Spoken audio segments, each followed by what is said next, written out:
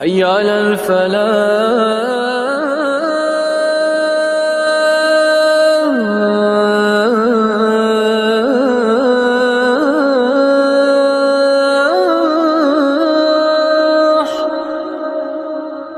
एक और आयत अल्लाह रब्बुल आलमीन फरमाते हैं इब्राहीम अलैहिस्सलाम का जिक्र फरमाते हुए, वजनुबनी व बनिया, मुझे बचा और मेरे बेटों को, अन्ना अब्दुल असनाम, कि हम बुतों की पूजा करें, बुतों की इबादत करें। क्योंकि उनके ज़माने में बुतों की इबादत की जाती थी, सबसे ज़्यादा बुतों को बेचा जाता था बना के, बल्कि उनका बाप आज़र खुद बुत बनाता और बेचता था। इसलिए उन्होंने ये दुआ की कि ए अल्लाह, मुझे और मेरी औलाद को बुतों की इबादत से बचा। नबी अकरम सल्लल्लाहु ताला अलैहि वसल्लम की एक हदीस मुबारक है, नबी सल्लल्लाहु अलैहि वसल्लम ने इरशाद फरमाया, अखवाफु मा अखाफ अलैकुम शिर्क अल असगर फसुइला अन्हु क़ाल अर्रिया, कि मैं तुम्हारे ऊपर सबसे ज़्यादा जिस चीज़ से डरता हूँ वो क्या है कि शिर्क असगर है। और पूछा गया वो क्या है शिर्क असगर, तो नबी सल्लल्लाहु अलैहि वसल्लम ने फरमाया रियाकारी। क्योंकि इंसान इसकी तरफ मुतनब्बे नहीं होता।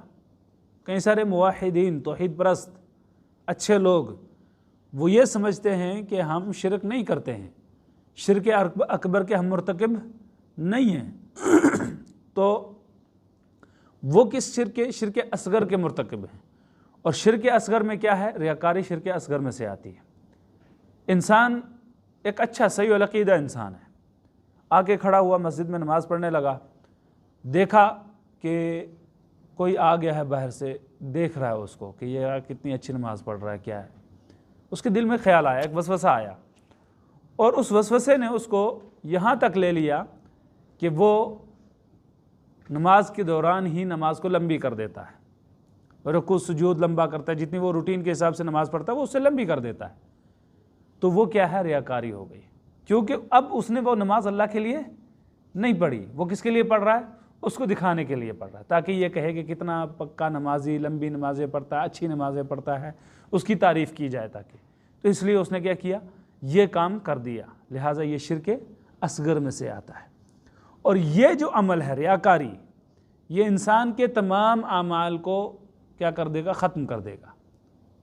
उसमें चाहे वो कारी कुरान है, अच्छा कुरान पढ़ने वाला है, वो जब रियाकारी से करेगा, पढ़ेगा, लोग ताकि उसकी वाहवाही करें, देखें, कहें कि कितना अच्छा कारी है, जाके मजलिस से सजाता है और बड़ा ही तरन्नुम के साथ बेहतरीन आवाज़ में कुरान पढ़ता है, और लोग उसको क्या करते हैं, वाहवाही देते हैं। इसी तरह से आलिम दीन है, तकरीर करता है, बड़ी अच्छी तकरीर करता है, लोग उसकी तकरीर को पसंद करते हैं, बहुत बड़ा आलिम है। और फिर उसके बाद क्या होता है कि जाके तकरीर करता है, लोगों में बयान करता है, मसले बताता है, ताकि लोग वाहवाही करें उसकी, कहेंगे यार कितना बड़ा आलिम है, कितना अच्छा आलिम है, फ़लाँ जानता है, फ़लाँ जानता है। तो ये उसका इल्म भी रियाकारी के लिए हो गया।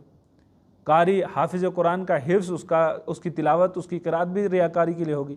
इसी तरह से मुजाहिद फ़ी सबीलिल्लाह, अल्लाह की राह में जिहाद करने वाला, चाहे वो जिहाद कोई भी हो, वो जब क्या करता है, रियाकारी के लिए ही अमल करता है कि बड़ा मुजाहिद है, बहुत बड़ा नेक आदमी है, इसने देखो फ़लाँ फ़लाँ चीज़ फ़तह कर ली, ये कर लिया, वो कर लिया।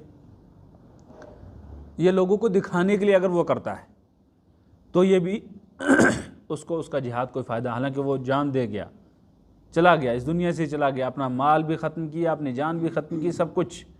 उसने इल्म से लोगों को इतना सारा सिखाया, पढ़ाया, उसने कुरान लोगों को सुनाया, लेकिन जब ये लोगों को दिखाने के लिए उसने किया तो क्या हो गया, ये रियाकारी में दाखिल हो गया। लिहाजा इन चीज़ों का उसको कोई भी फ़ायदा नहीं मिलेगा। अल्लाह रब्बुल आलमीन फरमाते हैं कि फ़हबितत आमालुहुम, उनके आमाल सारे के सारे क्या हो गए, बर्बाद हो गए। फ़ला नुक़ीमु लहुम यौमल क़ियामति वज़ना, और क़यामत के दिन उनका जो ये नामा अमाल है ये तराजू पे चढ़ेगी ही नहीं।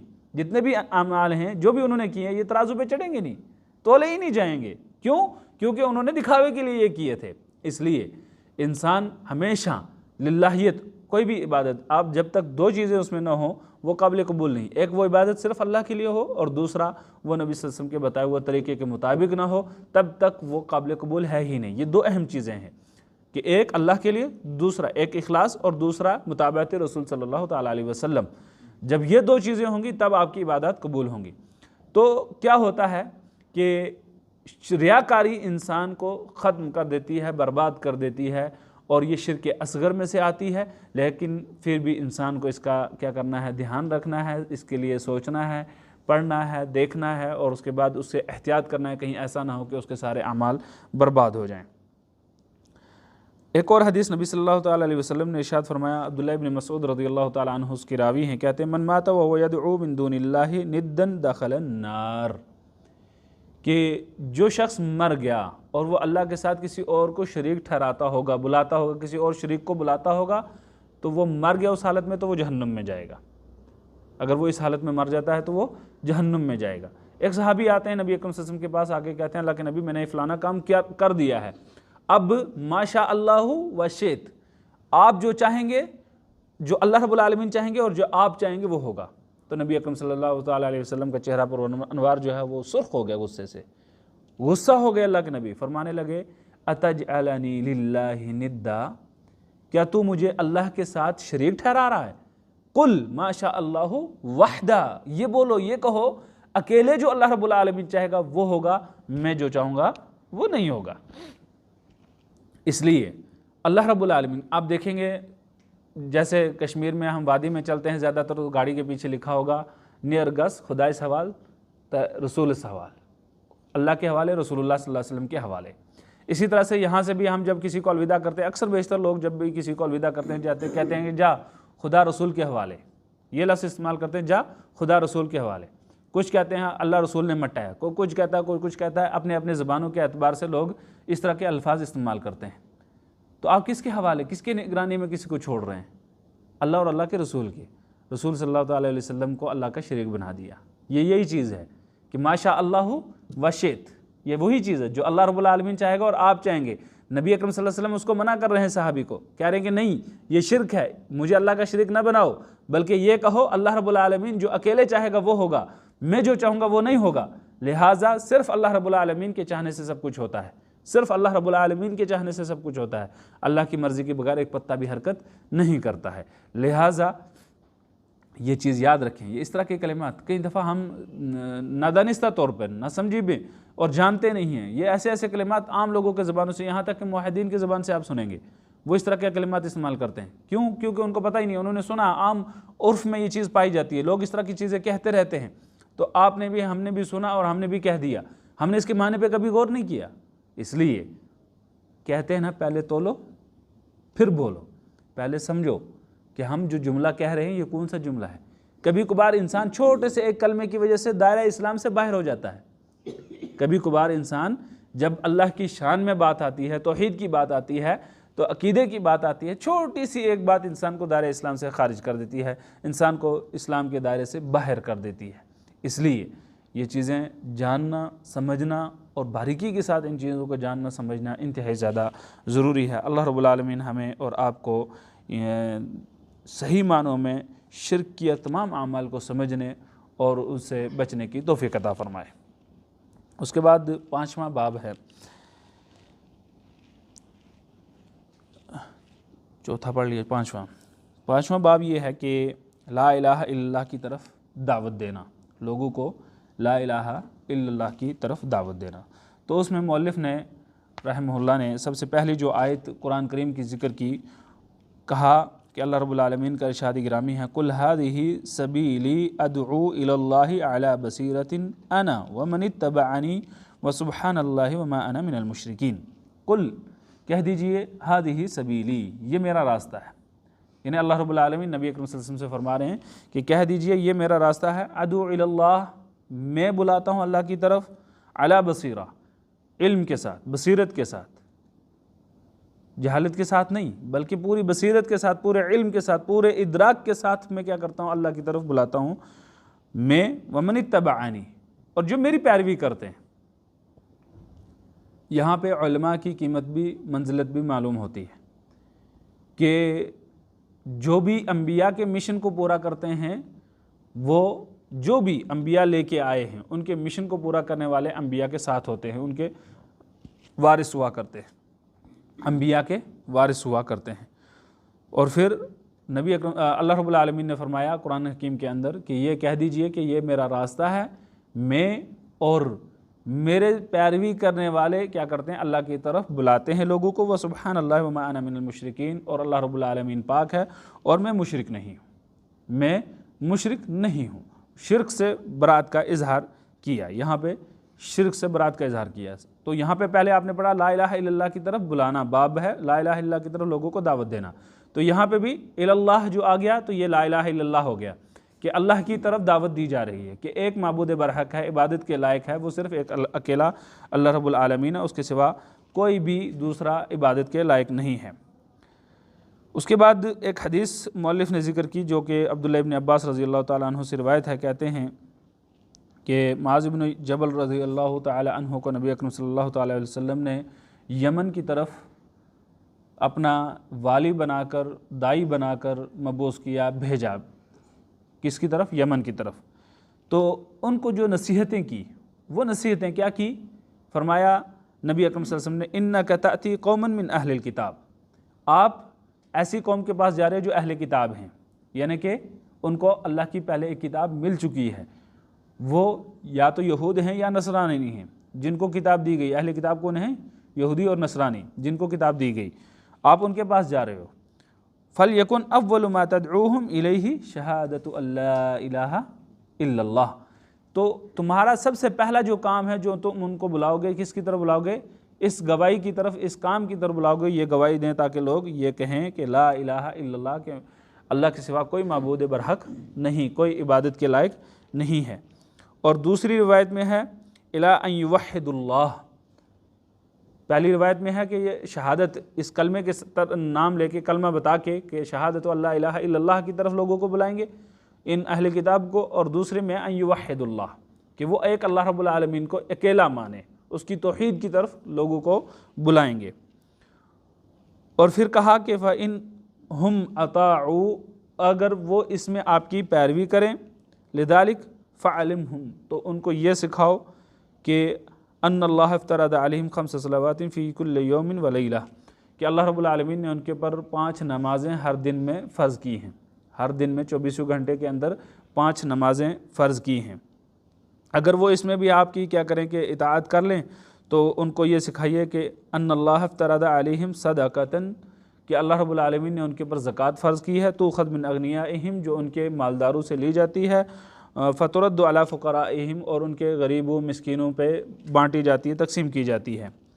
और अगर वो इसमें आपकी इताअत कर लें, फिर क्या है?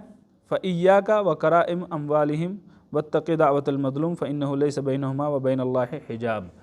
तो ये यहाँ पे नसीहतें की, और नसीहतों में एक नसीहत है कि अल्लाह की तरफ बुलाया जाए, जो असल मकसूद है, बाकी हदीस लंबी है, कि अल्लाह रब्बुल आलमीन की तरफ बुलाओ, तौहीद की तरफ बुलाओ। सबसे पहला काम है ला इलाहा इल्लल्लाह की दावत।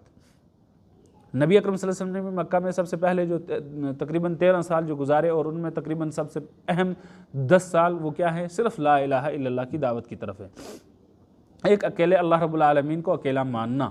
क्योंकि मुशरिकीन मक्का, हम उनको मुशरिकीन कहते हैं क्योंकि उनके अंदर सबसे ज़्यादा जो चीज़ रासिख हो चुकी थी, मजबूत हो चुकी थी, वो थी बुत परस्ती, गैर अल्लाह की इबादत, तौहीद उलूहियत में सबसे ज़्यादा बिगाड़।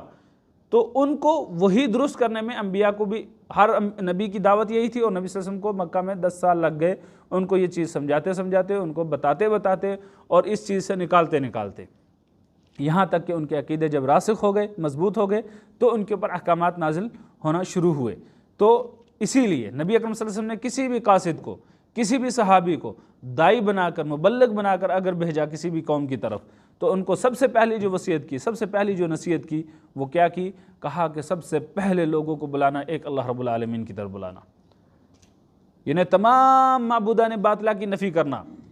जो भी चीज़ें माबूदान बातिला में, जो भी चीज़ें, जो भी अल्लाह के अलावा पूजा जाता है, जिसकी भी अल्लाह के अलावा किसी और किसी भी चीज़ की इबादत की जाए, अल्लाह के अलावा जिसकी भी इबादत की जाए, वो सारे माबूदान बातिला में से आते हैं। जो भी, जिनको भी सजदा किया जाए, जिनके गिर्द भी तवाफ़ किया जाए, जिनको भी अपना मुश्किल कुशा, हाजत रवा, दस्तगीर, गौसे आज़म, गरीब नवाज, गंज बख्श, जो भी माना जाए, वो सारे के सारे अल्लाह के अलावा तवागीत हैं, माबूद हैं, और उनकी वो पूजा की जाती है, इबादत की जाती है।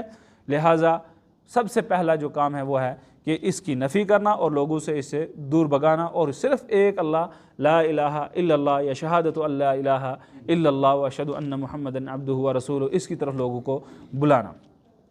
मेरे भाई और बुज़ुर्गों, दोस्तों, इस चीज़ में बहुत ज़्यादा कमी है इस वक्त, इतनी कमी है जिसकी इंतहा नहीं। मुसलमान अपने आप को मुसलमान कहता है, ला इलाहा इल्लल्लाह मुहम्मद रसूलुल्लाह पढ़ता है, लेकिन ला इलाहा इल्लल्लाह मुहम्मद रसूलुल्लाह के तकाज़ों को पूरा नहीं करता। दिल रोता है। ऐसी ऐसी चीज़ें सुनने को मिलती हैं, ऐसी ऐसी चीज़ें सुनने को मिलती हैं कि अल्लाह की पनाह, अल्लाह की पनाह, अल्लाह की पनाह, अल्लाह की पनाह। अभी भी मैं बस में आ रहा था तो बस वाले ने कवालियाँ लगा रखी थी, और ऐसा कुफर कि ज़मीन कांपे उस कुफर से। इस तरीके की चीज़ें जो है वो अल्लाह के बंदों की तरफ। मुझे है किसका डर है, मैं किसी से नहीं डरता, मेरा ज़माना क्यों ना दुश्मन हो जाए, मुझे किसी का कोई खौफ नहीं, क्योंकि मैं गौस का चाहने वाला हूँ। नाउज़ु बिल्लाह मिन ज़ालिक।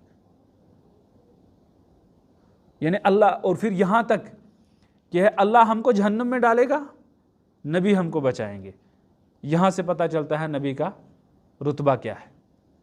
क्या नबी अकरम सल्लल्लाहु अलैहि वसल्लम किसी को जो मुशरिक है, जो अल्लाह की ला इलाहा इल्लल्लाह में बिगाड़ करता है, अल्लाह रब्बुल आलमीन की बंदगी नहीं करता है, गैर अल्लाह की बंदगी करता है, क्या नबी अकरम सल्लल्लाहु अलैहि वसल्लम उसको बचाएंगे?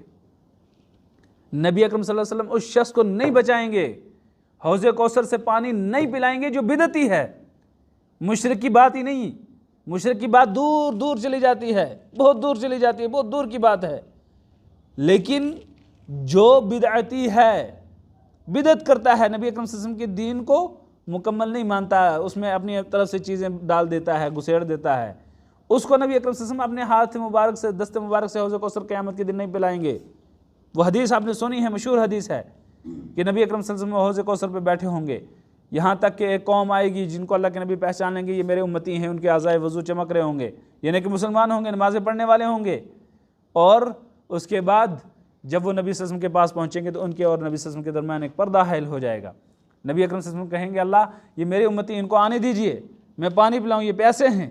तो अल्लाह रब्बुल आलमीन फरमाएंगे, नहीं, आपके बाद इन्होंने आपके दीन को बदल दिया था, आपको नहीं पता कि किस तरह से इन्होंने आपके दीन को बदल दिया, लिहाजा इनको आज आपके हाथ से, आपकी दस्ते मुबारक से यह हौज़े कौसर नसीब नहीं होगा। तो नबी अकरम सल्लल्लाहु अलैहि वसल्लम उस वक्त फरमाएंगे, कहेंगे, सुहकन सुहकन लिमन गय्यर आबादी, यहाँ से चला जाए, दफ़ा हो जाए, दूर हो जाए, जिसने मेरे बाद मेरे दीन को बदल दिया। ये बुखारी शरीफ की रिवायत है। नबी अकरम सल्लल्लाहु अलैहि वसल्लम ने बिदअती के बारे में ये फरमाया। फिर मुशरिक, जिसके बारे में अल्लाह रब्बुल आलमीन फरमा दे कुरान करीम के अंदर, इन्नल्लाह ला यगफिरु अन युशरक बिही व यगफिरु मा दून ज़ालिका लिमन यशा, कि शिर्क को अल्लाह रब्बुल आलमीन कभी किसी कीमत पे माफ़ नहीं करेगा, उसके अलावा जितने गुनाह चाहेगा माफ़ करेगा, नहीं चाहेगा नहीं माफ़ करेगा, लेकिन शिर्क को कभी किसी कीमत पे माफ़ करेगा ही नहीं। कुरान के अंदर ये अटल फैसला नाजिल फरमा दिया रब्बे किब्रिया ने, और ये कह रहे हैं कि हम जहन्नुम में जाएंगे, हमें यानी उनको उम्मीद है कि हम जाएंगे, तो उनको बचाने कौन आएगा? नाउज़ु बिल्लाह मिन ज़ालिक, नाउज़ु बिल्लाह मिन ज़ालिक। इस तरीके की चीज़ें हैं, लिहाजा हमें ये चीज़ें जाननी हैं और लोगों को जो है सही ला इलाहा इल्लल्लाह कलमा तौहीद और कलमा शहादत की तरफ दावत देनी, इसकी अहमियत जो है वो समझनी और समझाने की ज़रूरत है, और उसके बाद इसकी जो अहमियत है, इसके जो तकाज़े हैं, उसको पूरा करने की ज़रूरत है। उसके बाद आगे छठा बाब, तौहीद की तफसीर और कलमा ला इलाहा इल्लल्लाह की शहादत का मफ़हूम। उसमें देखिए ये हुस्न तरतीब है, और मोहम्मद बिन अब्दुल वहाब रहमहुल्लाह ने जब ये किताब लिखी तो सिर्फ़ कुरान करीम की आयत और अहादीस मुबारका ज़िक्र की, कुछ अपनी तरफ से इन्होंने लंबा कलाम नहीं किया। चाहते तो वो लंबी तफसील लिख सकते थे, लंबी चीज़ें लिख सकते थे, बहुत बड़े आलिम दीन थे, लेकिन उन्होंने नहीं लिखी, सिर्फ़ इसलिए ये समझाने के लिए कि कुरान के अंदर और अहादीस के अंदर इन चीज़ों की कितनी अहमियत, शिर्क की कितनी मज़म्मत की गई है, ला इलाहा इल्लल्लाह की कितनी अहमियत है, उसके जो फ़ज़ाइल हैं और उसके जो तकाज़े हैं वो किस तरीके से पूरे किए गए हैं, बताए गए हैं। नबी अकरम सल्लल्लाहु अलैहि वसल्लम की अहादीस के अंदर इस चीज़ की अहमियत क्या है, तौहीद की अहमियत क्या और शिर्क की क्या कबाहतें, वो सारी की सारी सिर्फ़ कुरान और हदीस से उन्होंने लोगों को समझाने की कोशिश की। तो इसमें भी जब ये बाब ज़िक्र किया तो बाब बांधा, बाब के नीचे उन्होंने सिर्फ बाब समझाने के लिए, मसला समझाने के लिए बाब बांध दिया कि क्या मसला है, अहमियत किस चीज़ की तरफ है। फिर उसके रिलेटेड जो जितने भी आयत हैं कुरान करीम की, और कुछ आयत, सारी आयत उन्होंने जिक्र नहीं की, कुछ आयत और कुछ अहादीस जो है उन्होंने जिक्र की। उसमें इस बाब के रिलेटेड जो उन्होंने कुरान करीम की आयत जिक्र की, सबसे पहले अल्लाह रब्बुल आलमीन का इरशाद गिरामी है, उलाइकल लदीन यदऊन यब्तगून इला रब्बिहिमुल वसीला अय्युहुम अक़रब वयरजून रहमतह वयखाफून अज़ाबहु इन्न अज़ाब रब्बिका काना मखदूरा। ये लोग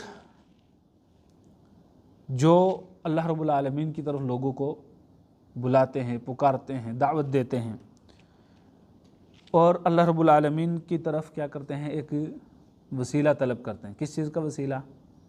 अब वसीले की बहस आगे आएगी इंशाअल्लाह, तो उस वक्त वसीले पे जो बात गुफ्तगू होगी वो होगी।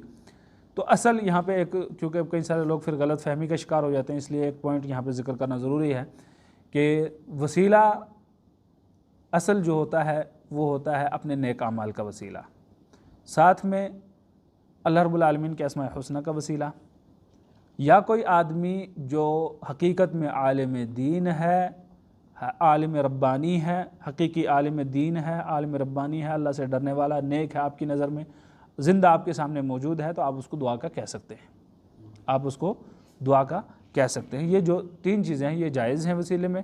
और इसके अलावा जो भी है, चाहे वो मुर्दू से लेना है, चाहे वो अम्बिया से, चाहे फरिश्तों से जो आपके सामने मौजूद नहीं है, चाहे वो इस दुनिया से जा चुके, वो वसीला जायज़ नहीं है, बल्कि ये कुफरिया वसीला है, नाजायज़ शिरकिया वसीला है। रब की तरफ वो वसीला पकड़ते हैं, किस चीज़ को? नेक अमाल को, अपने नेक अमाल को रब की तरफ वसीला पकड़ते हैं, और अल्लाह रब्बुल आलमीन से उसकी रहमत का क्या करते हैं, उम्मीद रखते हैं रहमत की, और उसके अजाब से डरते हैं, क्योंकि उसका अजाब जो है बहुत ख़तरनाक है, बहुत डेंजरस अजाब है अल्लाह रब्बुल आलमीन का। जहन्नम का अजाब बहुत ख़तरनाक है, बहुत ख़तरनाक अजाब है, इसलिए इस चीज़ से वो डरते हैं। कौन? मोमिन लोग, जो अल्लाह की तरफ लोगों को बुलाते हैं, जो ला इलाहा इल्लल्लाह का मतलब और मफ़हूम जानते हैं, वो ये काम करते हैं। फिर उसके बाद एक और आयत, व इज़ क़ाल इब्राहीम लिअबीही व क़ौमिही इन्ननी बुराअ मिम्मा तअबुदून, कि जब इब्राहीम अलैहिस्सलाम ने कहा अपने बाप से और अपनी कौम से कि मैं बराअत का इजहार करता हूँ जिसकी तुम इबादत करते हो, इल्लल्लज़ी फ़तरनी, मगर वो ज़ात जिसने मुझे पैदा किया है, फ़इन्नहु सयहदीन, वो मुझे सही राह की तरफ हिदायत देता है, वजअलहा कलिमतन बाक़ियतन फ़ी अक़बिही लअल्लहुम, क्या कलमा? ला इलाहा इल्लल्लाह। ये असल मफ़हूम, ये तफसीर है। और इब्राहीम अलैहिस्सलाम का जब आप किस्सा पढ़ेंगे कुरान हकीम के अंदर, तो देखेंगे उन्होंने चाँद को, सितारों को, सूरज को अपना रब माना, कहा कि ये रब है, ये रब है, ये रब है, ये बड़ा, ये छोटा, ये इस तरह, ये ज़्यादा चमकदार। लेकिन देखा कि जब लोग इन चीज़ों की इबादत करते तो उन्होंने भी समझा कि देखें कि क्या है हकीकत, तो हकीकत जानने के लिए तो आखिर सब चीज़ों से बराअत का इजहार किया, कहा कि नहीं, मैं एक अल्लाह रब्बुल आलमीन की तरफ मुतवज्जह होता हूँ, जो अकेला तने तनहा सारी कायनात का निज़ाम चलाने वाला और माबूद हकीकी है। उसके बाद इन्होंने और भी कई सारी आयतें ज़िक्र की हैं, और उसमें फिर एक नबी अकरम सल्लल्लाहु ताला अलैहि वसल्लम की एक और हदीस है। नबी सल्लल्लाहु अलैहि वसल्लम ने फरमाया, मन क़ाल ला इलाहा इल्लल्लाह, जिसने कहा ला इलाहा इल्लल्लाह, व कफ़रा बिमा यअबुदून मिन दूनिल्लाह, और जो कुछ भी अल्लाह के अलावा इबादत किया जाता है, जिसकी भी अल्लाह के अलावा इबादत की जाती है, उसका इनकार कर दिया, उसका इनकार कर दिया। हुरिमा मालुहु व दमुहु व हिसाबुहु अलल्लाह, उसका माल महफूज हो गया, उसका खून महफूज हो गया, और उसका हिसाब किसके ऊपर है? अल्लाह रब्बुल आलमीन पर है।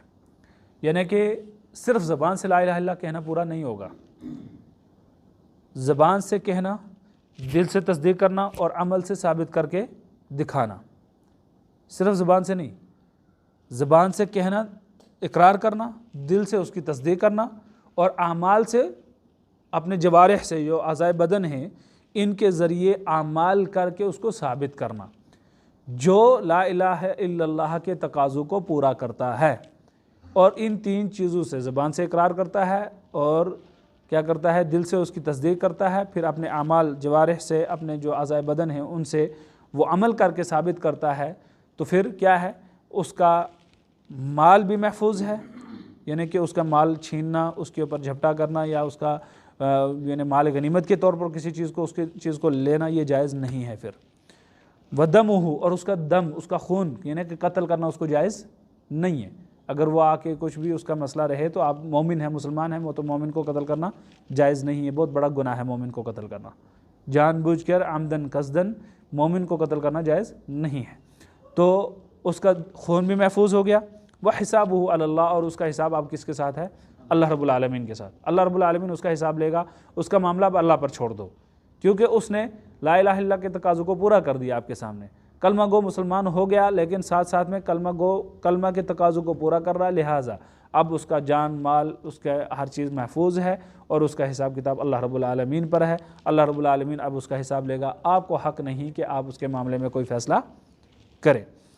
तो ये ला इलाहा इल्लल्लाह का माना है कि ला इलाहा इल्लल्लाह की कितनी अहमियत है, कितने फ़जीलत है कि इंसान जब ला इलाहा इल्लल्लाह सच्चे दिल से कहता है और अपने अमाल से साबित करता है, ज़ुबान से इकरार करता है, दिल से तस्दीक करता है, तो फिर वो महफूज हो जाता है, मामून हो जाता है, अमन व अमान में आ जाता है, तमाम तरह के खौफ डर उसके ख़त्म हो जाते हैं। अब वो क्या है कि अल्लाह के ज़िम्मे उसका सारा मामला आ जाता है, बंदूक से वो एकदम महफूज है। अगर वो मोमिन बस्ती में आता है, कोई गैर मुस्लिम आता है और आके हकीकी तौर पे ला इलाहा इल्लल्लाह और ये सारी चीज़ें जो साबित करता है, फिर उसके बाद अब उसका मामला अल्लाह के ऊपर छोड़ दें, अब आप उसको काफिर नहीं कहेंगे। अब एक चीज़ और भी है, कुछ लोग हैं जो मुनाफिक होते हैं, ज़बान से इकरार कर देते हैं आपके सामने साबित भी करेंगे, अमाल भी करके दिखाएंगे, लेकिन हकीकत में वो मुनाफिक होते हैं। जैसे नबी अकरम सल्लल्लाहु अलैहि वसल्लम के ज़माने में मुनाफिक थे, मुनाफिकों ने कलमा भी पढ़ा, नबी सल्लल्लाहु अलैहि वसल्लम के साथ मस्जिदों में नमाज़ें पढ़ी, सारा कुछ किया, यहाँ तक कि मुनाफिकों का जो सरदार था उसका जनाजा भी नबी सल्लल्लाहु अलैहि वसल्लम ने पढ़ाया, लेकिन उसकी मग़फ़िरत नहीं हुई, अल्लाह रब्बुल आलमीन उसकी मग़फ़िरत नहीं करेगा। कुरान में अल्लाह रब्बुल आलमीन ने फ़ैसला अटल अपना नाजिल फरमा दिया कि अल्लाह उसकी मग़फ़िरत नहीं करेगा। और बाकी मुनाफिक भी, नबी अकरम सल्लल्लाहु अलैहि वसल्लम का मामला ये था कि वही नाजिल हो रही थी, अल्लाह रब्बुल आलमीन नबी अकरम सल्लल्लाहु अलैहि वसल्लम को बता रहा था कि भाई कौन मुनाफिक है कौन नहीं है। हमारा मामला वो नहीं है। हम कुछ अलामात जो नबी सल्लल्लाहु अलैहि वसल्लम ने अलामतें बताई हैं मुनाफिक की, वो अलामतें जब हम देखेंगे तो हम किसी के बारे में कह सकते हैं कि भाई इसके अंदर ये नफाक की अलामत है। मुतलक किसी को भी मुनाफिक कहने से बचें, मुतलक किसी को भी मुनाफिक कहने से कि फ़ौरन हम कहते हैं ना तू मुनाफिक है चल भाग यहाँ से, मुनाफिक इस तरह गाली में भी मुनाफिक, तो मुतलक किसी को भी मुनाफिक कहने से बचें। हाँ, अगर वो निफाक वाली कोई अलामत उसके अंदर पाई जाती है, आप जानते हैं कि इसने ये काम किया, ये निफाक की अलामत है, तो अगर आपने देख लिया तो आप उसको उस अलामत की वजह से कहेंगे कि भाई तेरे अंदर ये अलामत है और ये मुनाफिकत की अलामत है, लिहाजा इससे तौबा कर ले, बच ले। नहीं बचता है तो उसका मामला अल्लाह पर छोड़ दीजिए, ठीक है। अगर कोई शख्स आपके सामने आता है, आके सामने ला इलाहा इल्लल्लाह के तकाज़ों को पूरा कर रहा है, सामने वो ला इलाहा इल्लल्लाह कह भी रहा है, नमाज़ें आपके साथ पढ़ रहा है, लेकिन दिल में उसने कुफ्र छुपा रखा है, मुनाफिक है वो, तो आप उसके ऊपर अब कोई फतवा नहीं लगा सकते। आप उसको कत्ल करने का या उसके माल को या किसी चीज़ को अपने ऊपर हलाल नहीं समझ लेंगे, क्योंकि उसका हिसाब अब किसके ऊपर है? अल्लाह रब्बुल आलमीन पर है। ज़बान से कहा या दिल से कहा, अगर दिल से कहा होगा तो बचेगा क़यामत के दिन, नहीं कहा होगा तो अल्लाह रब्बुल आलमीन के यहाँ उसको हिसाब व किताब देना है, लेकिन आपको वहाँ पे एहतियात करना है। नबी अकरम सल्लल्लाहु अलैहि वसल्लम को भी इन्हें पता था ये मुनाफिक है, उसके बावजूद कत्ल करने की इजाज़त नहीं थी कि अब्दुल्लाह इब्न उबई बिन सलूल को उनका अपना बेटा कत्ल करने लगा, अपना बेटा, जब उसने ये कहा था कि हम इज़्ज़तदार हैं, नाउज़ु बिल्लाह मिन ज़ालिक, मोहम्मद और मोहम्मद के साथी बेइज्जतें हैं, हम इनको मदीना पहुँच के मदीना से निकाल देंगे, नाउज़ु बिल्लाह मिन ज़ालिक, ये कहा। तो जब ये बात सुनी एक सहाबी ने आके अल्लाह के नबी सल्लल्लाहु अलैहि वसल्लम को बताई, नबी सल्लल्लाहु अलैहि वसल्लम ने अभी यकीन नहीं किया, क्योंकि बात ही ऐसी थी, इतनी बड़ी थी कि यकीन करना मुश्किल था। अल्लाह रब्बुल आलमीन ने कुरान हकीम के अंदर आयतें नाज़िल फरमाई उस सहाबी की सदाकत के लिए, और उसके मुनाफिक के इरादों का जिक्र किया अल्लाह रब्बुल आलमीन ने कुरान हकीम के अंदर, और फिर बेटा तलवार की धार को चेक कर रहा निकाल के कि मैं इसका सर कलम कर दूं। अभी अल्लाह के नबी सल्लल्लाहु अलैहि वसल्लम किसी को हुक्म देंगे, कहा कि अल्लाह के नबी अगर आप किसी भी साथी को, किसी भी सहाबी को हुक्म देंगे, वो आपके हुक्म की तामील करते हुए क्या करेगा? मेरे बाप का सर कलम करेगा, तो मेरे दिल में उसके लिए नफ़रत पैदा हो जाएगी कि इसने मेरे बाप को कत्ल किया है। लिहाजा अगर आपने इरादा कर लिया है, मुझे हुक्म दीजिए, मैं अपने बाप का सर कलम करके लाऊंगा, ये ईमान का तकाजा है। मैं अपने बाप का बहुत मुती और फरमाबरदार बेटा हूँ, बहुत इताअत करने वाला बेटा हूँ, मैं नहीं चाहता कि मेरे बाप को कोई और मारे और मेरे दिल में उसके लिए कोई कुदूरत पैदा हो जाए, लिहाजा मुझे हुक्म दीजिए। अल्लाह के नबी सल्लल्लाहु अलैहि वसल्लम फरमाया कि नहीं, आप अपनी तलवार को नियाम में रख लें, बंद कर लें, वो कलमा गो ही सही ला इलाहा इल्लल्लाह पढ़ता है, मैं उसको कत्ल करने का हुक्म नहीं दे सकता। क्यों कि अगर ऐसा होगा तो गैर मुस्लिम कुव्वतें क्या कहेंगे, जी देखो मोहम्मद और मोहम्मद के साथी क्या करते हैं, अपने ही साथियों को मार रहे हैं, कत्ल कर रहे हैं, नाउज़ुबिल्लाह मिन ज़ालिक। हाँ, इसी तरीके से आज मुसलमान अगर ये काम करेंगे तो पहले ही गैर मुस्लिम कुव्वतें मुसलमानों के ख़िलाफ़ हैं, फिर जब कोई मुसलमान ऐसा काम करेगा देख कहेंगे जी देखो मुसलमान को किस तरह से कत्ल कर रहे हैं, मार रहे हैं, जबकि वो कलमा गवाह है जी, मस्जिद में नमाज़ें पढ़ता है, सारा कुछ करता है, वो तो नहीं जानते ये मुनाफिक है। इसलिए ये जो मसला है ये भी अहम तरीन मसले में से एक मसला है, इसका जानना इंतहाई, और इसमें बहुत सारी बारीकियाँ हैं, बहुत सारी तफसील है, लेकिन यहाँ पे वक्त नहीं है ये सारी चीज़ें बयान करने का। उसके बाद 7वां जो बाब है वो क्या है, बला और मुसीबत को दूर करने के लिए छल्ले पहनना, धागे बांधना, टल्ले लटकाना, झंडे बांधना, जूते लटकाना, या और तरह तरह के काले सफ़ेद हर किस्म के धागे हैं वो लटकाना बांधना, ये सारी चीज़ें ये क्या है, ये शिरक है। ये सब कुछ करना शिरक है। इसके लिए भी कुरान हकीम की आयत आपको मिलेगी दलील में, और साथ में नबी अकरम सल्लल्लाहु अलैहि वसल्लम की अहादीस मुबारका मिलेंगी। आप देखेंगे लोग हैं बाजू पे धागा बांधा हुआ, कहेंगे ये अजमेर का धागा है, क्यों जी, ये मुसीबत से आपको बचाएगा। काला धागा गले में बांध रखा होगा, कहेंगे या पाँव पे बांधा होगा, कहेंगे जी क्यों बांधा है, जी नज़र बद से बचाएगा, ये नज़र बद से बचाने के लिए। इसी तरीके से मकान बड़ा सारा बना लिया, ऊपर लेके लास्ट पे एक जूता लटका दिया, जी ये नज़र से बचाने के लिए है। गाड़ी है, गाड़ी के आगे नीचे देखेंगे आप जूते लटके आए हुए होंगे, और दूसरी कोई भी बिल्डिंग, इमारत, कोई भी चीज़ है। इसी तरह से तावीज़ बांधते हैं, तावीज़ बांधते हैं जो बाजू पे, कमर पे बांधते हैं, तरह तरह की चीज़ें उसमें लिखी होती हैं, कभी सही चीज़ें लिखी हैं, कुरान की आयत लिखी होती हैं, कभी गैर शरई चीज़ें भी लिखी होती हैं, शिरकिया चीज़ें लिखी होती हैं, कभी कभार ये चीज़ें बड़ी ही गंदी नापाक चीज़ों से लिखी जाती हैं। आपको पता है तावीज़ लिखने वाले लोग जो तावीज़ लिखते हैं, कभी कभार यहाँ तक कि जो औरत का माहवारी का खून होता है, पीरियड का खून, उससे भी तावीज़ लिखते हैं। जादू करने वाले जादूगर लोग वो उस खून का भी इस्तेमाल करते हैं, नाउज़ुबिल्लाह मिन ज़ालिक।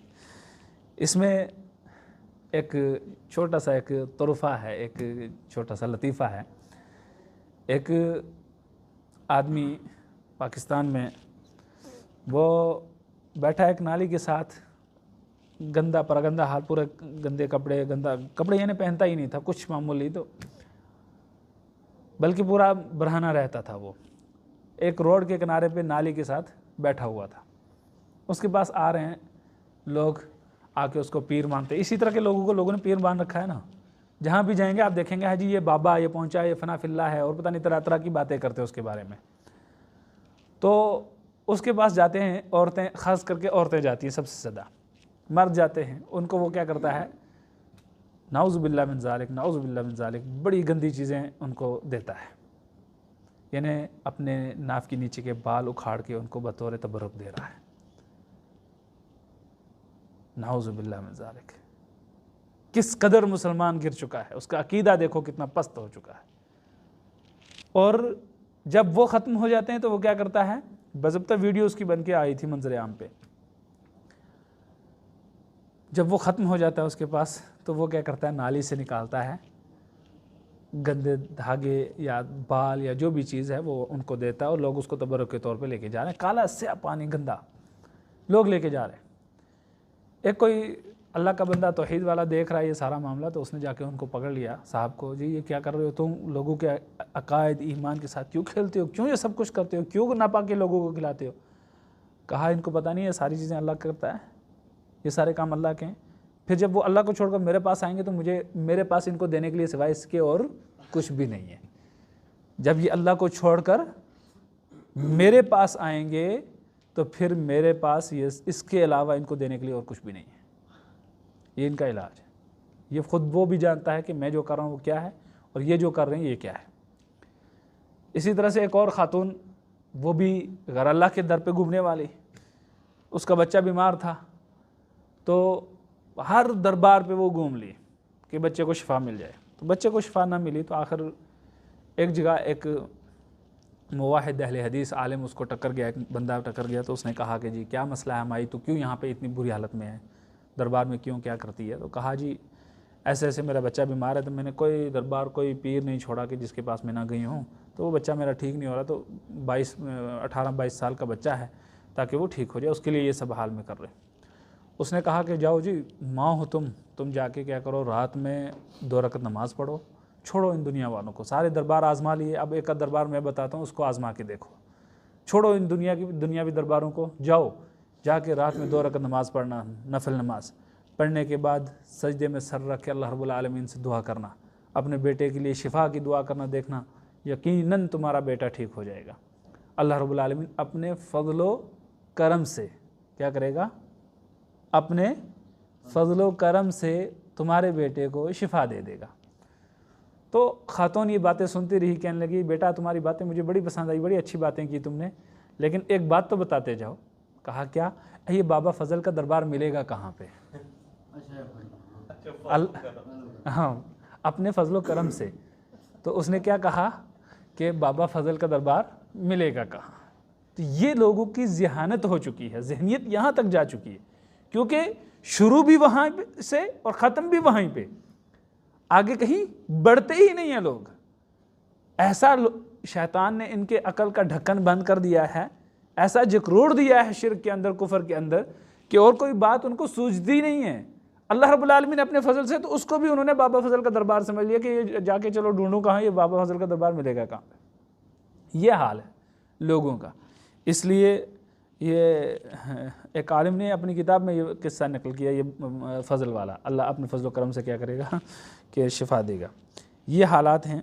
तो इसलिए ये छल्ले, ये धागे, ये कड़े, ये जितने भी क्या कहते हैं कि तावीज़, इस तरह की चीज़ें इंसान को कभी भी अल्लाह रब्बुल आलमीन की कहर से नहीं बचा सकते और न इंसान की हिफाजत कर सकते हैं। एक हिफाजत करने वाला अल्लाह रब्बुल आलमीन है, और अल्लाह का करम है कि जाके देखिए अहले हदीस पूरे के पूरे, ना कोई धागा है, ना कुछ है, ना कुछ है, फिर भी अल्लाह रब्बुल आलमीन की हिफ्ज़ व अमान में घूम रहे हैं, आ रहे हैं, जा रहे हैं। अल्लाह रब्बुल आलमीन की हिफाजत करता है, क्योंकि उनके ऊपर उनका अल्लाह पर भरोसा है, पूरा का पूरा तवक्कुल अल्लाह रब्बुल आलमीन पे है। और जब अल्लाह रब्बुल आलमीन पे कोई भरोसा कर लेता है तो अल्लाह रब्बुल आलमीन उसका हो जाता है, पूरी कायनात को उसका कर देता है। अल्लाह रब्बुल आलमीन का इरशाद गिरामी इस हवाले से उन्होंने जिक्र किया, कुल अफ़रअयतुम मा तदऊन मिन दूनिल्लाहि इन अरादनी अल्लाहु बिदुर्रिन हल हुन्न काशिफातु दुर्रिहि औ अरादनी बिरहमतिन हल हुन्न मुमसिकातु रहमतिहि कुल हस्बी अल्लाहु अलैहि यतवक्कलुल मुतवक्किलून। कि कह दीजिए जिनको तुम अल्लाह के सिवा पुकारते हो, जिन चीज़ों की भी अल्लाह के सिवा तुम जिस पे भी यकीन, भरोसा, एतमाद करते हो, जिसको भी अल्लाह के सिवा पुकारते हो, तो क्या अगर अल्लाह रब्बुल आलमीन मेरे साथ कोई मुश्किल, कोई बुरा फ़ैसला करना चाहे तो कोई उसको अच्छाई में बदल सकता है? और अगर अल्लाह रब्बुल आलमीन मेरे साथ कोई अच्छाई का फ़ैसला करे तो कोई उसको बुराई में बदल सकता है? नहीं, हरगिज़ नहीं। अगर अल्लाह रब्बुल आलमीन किसी को कोई नुकसान पहुंचाना चाहे, कोई उसको फ़ायदे में नहीं बदल सकता, और अगर अल्लाह किसी को फ़ायदा देना चाहे तो कोई उसको नुकसान में नहीं बदल सकता। ये अल्लाह रब्बुल आलमीन की तमाम रहमतें हैं, तमाम तरह का भरोसा, तवक्कुल सिर्फ़ और सिर्फ एक अल्लाह रब्बुल आलमीन पे होना चाहिए। अब देखिए नबी अकरम सल्लल्लाहु ताला अलैहि वसल्लम सफ़र में आ जाता है, जिसने लालच जिसने ली होती है 100 ऊँट की, उनको कत्ल करने के लिए, नाउज़ुबिल्लाह मिन ज़ालिक, हाथ में तलवार है। नबी अकरम सल्लल्लाहु अलैहि वसल्लम एक पेड़ के नीचे आराम फरमा रहे होते हैं। कहा, पूछता है कि आज मुझे, यानी आपको मेरे हाथ से कौन बचाएगा? तो नबी अकरम सल्लल्लाहु अलैहि वसल्लम सिर्फ ये फरमाते हैं भरोसे से, अल्लाह, एक अल्लाह रब्बुल आलमीन, सिर्फ कलमा अल्लाह ये कहते हैं तो वो थर थर काँपने लगता है उस एतमाद। क्यों? क्योंकि अल्लाह रब्बुल आलमीन ने उसके दिल में यह डर डाल दिया। अल्लाह रब्बुल आलमीन के ऊपर जो एतमाद है, जो भरोसा है, जो तवक्कुल है, उसकी वजह से वो डरने लगा, कांपने लगा। भरोसा सिर्फ अल्लाह रब्बुल आलमीन पे, तवक्कुल सिर्फ अल्लाह रब्बुल आलमीन पे। अल्लाह के नबी सल्लल्लाहु अलैहि वसल्लम ने फरमाया कि जो शख्स इन चीज़ों पे तवक्कुल करता है, भरोसे करता है, यानी तावीज़ों पे, इन घोड़ों पे या पत्थरों पे या छल्लों पे या कड़ों पे या जूतों पे, तो फिर वो उसी के ऊपर उसका तवक्कुल हो जाता है, अल्लाह रब्बुल आलमीन के ऊपर से उसका भरोसा हट जाता है। अल्लाह पर उसको भरोसा नहीं रहता, इन धागों पर, यानी अल्लाह रब्बुल आलमीन से ज़्यादा उन धागों के ऊपर उनको भरोसा है, और उन धागों से ज़्यादा जिस जगह से वो धागे लाए गए हैं उस पर भरोसा है, यानी अल्लाह की मखलूक पर भरोसा है। मुख्तसर ये कि अल्लाह की मखलूक पर भरोसा, अल्लाह रब्बुल आलमीन पर भरोसा वो नहीं करते। अगर वो हकीकत में अल्लाह रब्बुल आलमीन पर भरोसा करते तो फिर कभी किसी कीमत पे वो ऐसी हरकतें ना करते, ऐसी चीज़ें ना करते। आप कभी किसी के ऐसे आदमी के जाके तावीज़ काटना शुरू कर दो या तावीज़ उतारना शुरू कर दो, ये धागा उतारना शुरू करो, तो उसके ऊपर क़यामत बर्पा हो जाएगी। कहेगा हाय नहीं ये हो जाएगा, वो हो जाएगा, हाय मुझे ये फलां जगह से, हाय बड़ा गुनाह हो जाएगा, इस तरह हो जाएगा, मैं मर जाऊँगा, मुझे इस तरह हो जाएगा, मुझे इस तरह हो जाएगा। ये सारी चीज़ें वो कहने लगता है। उसको अल्लाह रब्बुल आलमीन पे भरोसा है ही नहीं है, अल्लाह पर यकीन ही नहीं है। धागों पे, छल्लू पे, इन चीज़ों पे उसको यकीन है, भरोसा है कि ये फ़लाँ जगह से आए हैं, मुतबर्रिक हैं, फ़लाँ हैं, फ़लाँ हैं। रोटियाँ लाते हैं ना अजमेर से, उन रोटियों पे भरोसा करते हैं लोग। ओगरा लाते हैं, ओगरा अजमेर का, वो आके पीते हैं, पिलाते हैं। गाड़ी में आज उसकी भी बात चल रही थी कि जी अजमेर से फ़लाने मेरे लिए ओगरा लाता है, लाके मुझे बड़े प्यार से पिलाता है। अब अजमेर से यहाँ तक आते आते गर्मी तो, और ओगरा सड़ के उसकी क्या हालत हो जाती होगी, फिर वो उसको वो सड़ा हुआ पिलाते हैं, और पता नहीं क्या क्या चीज़ें, इन्हें गंद खाते हैं। अब अल्लाह रब्बुल आलमीन ने कहा कि कायनात तेरे लिए है इंसान, कायनात तेरे लिए, हवा तेरे लिए, समंदर तेरे लिए, ये दरख्त, ये सूरज, ये चाँद, ये हरियाली, हर चीज़ तेरे लिए है। ज़मीन तेरे लिए, आसमान तेरे लिए, ज़मीन तेरे लिए फ़र्श, आसमान तेरे लिए छत, सब कुछ तेरे लिए। कायनात के अंदर जो चीज़ है इंसान तेरे लिए मुसख्खर कर दी है इसको हमने। लेकिन बदले में चाहिए तो मुझे क्या चाहिए, तेरी ये पेशानी चाहिए, ये मेरे लिए है। इसको मैंने इतना बुलंद बनाया है, इतना बाला बनाया है, इतना ऊंचा बनाया है, ये झुकेगी तो मेरे सामने, कटेगी तो मेरे लिए। गैर अल्लाह के सामने ना ये झुक सकती है ना कट सकती है। वमा खलक़तुल जिन्न वल इंस इल्ला लियअबुदून, मैंने जिन्न और इंस को अपनी इबादत के लिए पैदा किया। कायनात तेरे लिए है, लेकिन बदले में मुझे सिर्फ तेरी ये पेशानी चाहिए। झुके तो मेरे लिए, कटे तो मेरे लिए, सजदा रेज हो तो मेरे लिए हो। न किसी गैर अल्लाह के सामने ये सजदा कर सकती है, ना झुक सकती है, ना कट सकती है। इतना बुलंद, इतना अरफा, इतना आला अल्लाह रब्बुल आलमीन ने इस पेशानी को बनाया। फिर जब यही पेशानी इंसान जाके जगह पे, कब्र पे, मूर्ति पे, पत्थर और पेड़ पे लेके झुकाता है, फिर अल्लाह रब्बुल आलमीन भी कहता है मेरी खुदाई भी क्या, जब तक तुझे मैं दर की ठोकरें ना खिलाऊं, तुझे दर की मिट्टी ना चटवा दूं, तो मेरी खुदाई भी क्या। जब तू मुझे छोड़कर मेरे बंदू के पीछे जा सकता है, मेरे बंदू पे भरोसा कर सकता है, मेरी मखलूक पे भरोसा कर सकता है, तो जा, फिर तुझे उसी का कर देता हूँ। फिर वो इंसान उन्हीं का होकर रह जाता है, अल्लाह रब्बुल आलमीन की तरफ कभी फिर वो आ नहीं सकता, इल्ला मा रहिमा रब्बी। नबी अकरम सल्लल्लाहु अलैहि वसल्लम की हदीस मुबारक है, आप सल्लल्लाहु अलैहि वसल्लम ने इरशाद फरमाया, मन तअल्लक़ तमीमतन, जिस शख्स ने भी कोई किसी किस्म का भी तावीज़ लटकाया, फ़ला अतम्मल्लाहु लह, अल्लाह रब्बुल आलमीन उसकी मुराद को पूरा ना फरमाए। अल्लाह रब्बुल आलमीन उसकी मुराद को कभी पूरा ना फरमाए। वमन तअल्लक़ वदअहु फ़ला वदअल्लाह, जिसने कोई कड़ा इस तरह की कोई चीज़ है क्या की बांधी, तो अल्लाह रब्बुल आलमीन उसकी भी उस मुराद को पूरी ना करे। जिस चीज़ के लिए, जिस मुराद के लिए उसने उसको बांधा, अल्लाह उसकी उस मुराद को पूरा ना फरमाए। ये अल्लाह के नबी सल्लल्लाहु अलैहि वसल्लम की तरफ से क्या है, एक बद्दुआ है। ऐसे लोगों के लिए ये बद्दुआ है नबी अकरम सल्लल्लाहु अलैहि वसल्लम की। नबी सल्लल्लाहु अलैहि वसल्लम बद्दुआ कर रहे हैं। कौन कर रहा है? अल्लाह के नबी सल्लल्लाहु अलैहि वसल्लम बद्दुआ कर रहे हैं कि जो तावीज़ लटकाए अल्लाह रब्बुल आलमीन उसके कभी किसी मुराद को पूरा ना करे, किसी कड़े बांधने वाले की या किसी को। दूसरी एक हदीस में आपने फरमाया, मन तअल्लक़ तमीमतन फ़क़द अशरक, जिस शख्स ने कोई भी तावीज़ लटकाया तो उसने शिरक की। जिसने भी तावीज़ लटकाया उसने वो शिरक की। जिसने जिस भी सुकून के लिए, जिस भी आराम के लिए जो भी चीज़ उसने की, अल्लाह रब्बुल आलमीन उसमें उस चीज़ में कभी सुकून अता ना करे, कभी आराम अता ना करे, कभी उस तावीज़ के लटकाने का उसको कोई फ़ायदा अल्लाह रब्बुल आलमीन अता ना करे।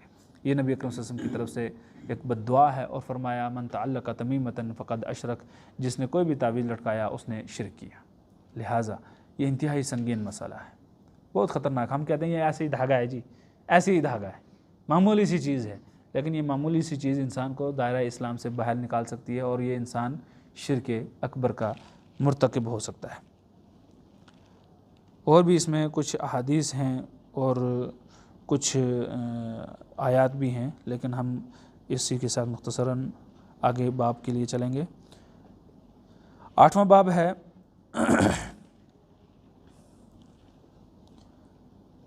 जो तावीज़ बांधते हैं, तावीज़ों का या दम किए हुए कोई लोग होते हैं ना, पड़े फूके हुए है जी फ़लाने का पड़ा हुआ धागा है या इस तरह की चीज़ें, तो उसके हवाले से ये इसमें मौलिफ रहमहुल्लाह ने सबसे पहले हदीस ज़िक्र की है, कहा कि इन्नहु कान मअ रसूलिल्लाह सल्लल्लाहु ताला अलैहि वसल्लम फ़ी बाज़ इस्फ़ारिही। अबुल बशीर अंसारी रज़ियल्लाहु ताला अन्हु नबी अकरम सल्लल्लाहु ताला अलैहि वसल्लम के साथ थे उनके कुछ सफ़र में। तो फ़अरसला रसूलन, तो उन्होंने अपना एक पैगाम भेजने वाला, पैगाम पहुँचाने वाले को भेजा। अल्ला यब्कयन्न फ़ी रक़बति बईरिन कलादतन मिन वतरिन औ कलादतुन इल्ला क़ुतिअत, कि किसी भी ऊँट के, लोग इस तरह की चीज़ों से बचाने के लिए क्या करते थे कि तावीज़ लटकाते थे। जानवरों के गर्दनों में भी इस तरह की चीज़ें लटकाई जाती हैं, तावीज़ वगैरह इस तरह की चीज़ें, या दम करके पढ़ के, या इसी तरह से भी किसी की जानवरों की दुम पे भी कोई चीज़ बांध दी जाए, या इस तरह की कोई भी चीज़ है।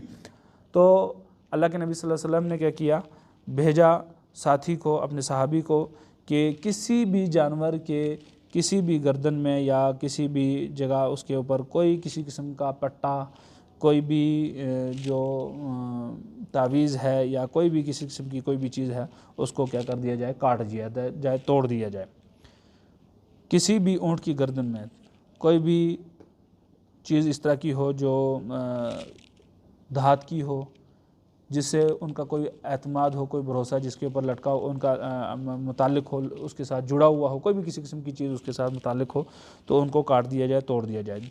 चाहे तांत है या कोई भी पत्थर या इस टाइप की कोई चीज़ें होती हैं वो उसमें बांधी जाती हैं, या कोई नगीना टाइप इस तरह की चीज़ें होती हैं, वो भी ला के उसके ऊपर बांध दी जाती हैं कि ये फ़लाँ चीज़ से बचाएगा, ये फ़लाँ चीज़ से बचाएगा, ये फ़लाँ चीज़ से बचाएगा। तो ये सारी की सारी चीज़ें जो हैं ये निकाल दी जाएं, तोड़ दी जाएं, ख़त्म कर दी जाएं। जो इस हदीस का जो असल उर्दू तर्जुमा वो इस तरीके से होगा कि किसी ऊँट की गर्दन में तांत का हरिया कोई और हाराना रहने न दिया जाए, यानी ये इस तरह की धातें हैं, लोहे की ये चीज़ें हैं, ये इस तरह की कोई भी चीज़ जो है वो इसमें न रहने दी जाए, उसको काट दिया जाए। ये सारे के सारे तावीज़ की उसमें आते हैं। इन्नर रुका व तमाइम व तौला शिरकुन, नबी अकरम सल्लल्लाहु अलैहि वसल्लम ने फरमाया कि जितने भी तावीज़ गुंडे हैं, इश्क मोहब्बत या इस टाइप की चीज़ों को लेके पैदा करने के लिए दिए जाते हैं। एक पीर साहब के पास इन्हें लोग जाते हैं ना, पीरों के पास जाके इश्क मोहब्बत के लिए भी तावीज़ लेते हैं, प्यार को पूरा करने के लिए भी तावीज़ लेते हैं और तावीज़ आगे देते भी हैं। इस तरह की चीज़ें भी होती हैं, जानवरों के गर्दनों में भी डाली जाती हैं इस तरह की चीज़ें। तो यहाँ का ही है, अपने मंडी इलाके की एक बात है। एक पीर के पास जाते थे कुछ लोग, जाके तावीज़ लिया करते थे, कहते थे कि जी ये फ़लानी लड़की के लिए मुझे तवीज़ चाहिए, फ़लानी लड़की के लिए तवीज़ चाहिए। तो लड़का तवीज़ लेता रहा पीर साहब से, और लेके पीर साहब की बेटी को खिलाता रहा, देता रहा, उसी के हाथ पे बांधता रहा। और फिर बाद में पीर साहब ही ने मशवरा दिया कि आप चलो, ये तावीज़ मेरे काम कर रहे हैं तो काम करेंगे भी, तुम लेके भाग जाओ उसको। तो उसने नहीं बताया कि लड़की कौन है, तो उसने आखिरकार वो पीर साहब की लड़की को ही भगा के लेके चला गया, तो उसके घर पे ही डाका पड़ गया। तो इस तरीके के तावीज़ भी होते हैं, लोग देते हैं। इस तरह की चीज़ों से इंसान को बचना चाहिए। जितने भी ये इश्क मोहब्बत पैदा करने के लिए चीज़ें दी जाएँ, तावीज़ दिए जाएँ, ये सारे शिरक हैं, इनसे बचना चाहिए। जितने भी, अल्लाह रब्बुल आलमीन हमारी आपकी सब की जो है इन चीज़ों से हिफाजत फरमाए। नबी अकरम सल्लल्लाहु अलैहि वसल्लम ने एक हदीस में इरशाद फरमाया, मन तअल्लक़ शैअन, मन तअल्लक़, जिसने कोई भी चीज़ लटकाई, कोई भी चीज़ मुतलक, अल्लाह के नबी सल्लल्लाहु अलैहि वसल्लम ने फरमा दिया, अब कोई तखसीस नहीं फरमाई, मुतलक एक आम सी बात है, जर्नल बात है कि भाई मन तअल्लक़ शैअन, जिसने भी कोई भी चीज़ लटकाई, वुक्किला इलैहि, उसका भरोसा उसी की तरफ हो जाता है। अब उसका भरोसा अल्लाह रब्बुल आलमीन से हट गया, इन धागों, इन चीज़ों की तरफ उसका भरोसा हो गया। इसलिए कोई भी चीज़ गले में ना लटकाएं, ना जानवरों के गले में लटकाएं, ना इंसानों के गले में, ना बच्चों के, ना और किसी चीज़ में। भरोसा करें तो सिर्फ़ एक अल्लाह रब्बुल आलमीन पे भरोसा करें, क्योंकि तमाम तरह की जो मुसीबतें हैं, आजमाइशें हैं, उनको सिर्फ़ और सिर्फ एक अल्लाह रब्बुल आलमीन ही दूर कर सकता है, बचा सकता है। उसके बाद अगला जो बाब है, जो शख्स किसी दरख्त या पत्थर वगैरह को मुतबर्रिक समझता है, उसके हवाले से ये बाब है। जो भी पत्थर या दरख्त या किसी चीज़ को कोई मुतबर्रिक, अब कई सारे पेड़ हैं मुतबर्रिक हैं लोगों के पास, कई सारे पत्थर हैं वो मुतबर्रिक हैं लोगों के पास। अब जिस तरह से गैर मुस्लिम हैं वो क्या करते हैं, मूर्तियाँ बनाते पत्थरों की, तो वो उनके पास मुतबर्रिक है। इसी तरीके से मुसलमान हैं, मुसलमानों के पास भी पेड़ हैं, वो पेड़ों के ऊपर भरोसा करते हैं, झंडे लटकाते हैं ना उन पेड़ों के ऊपर, यह है बाहरी पेड़ है, ये पीर साहब का पेड़ है, ये फलाना पेड़ है, ये फलाना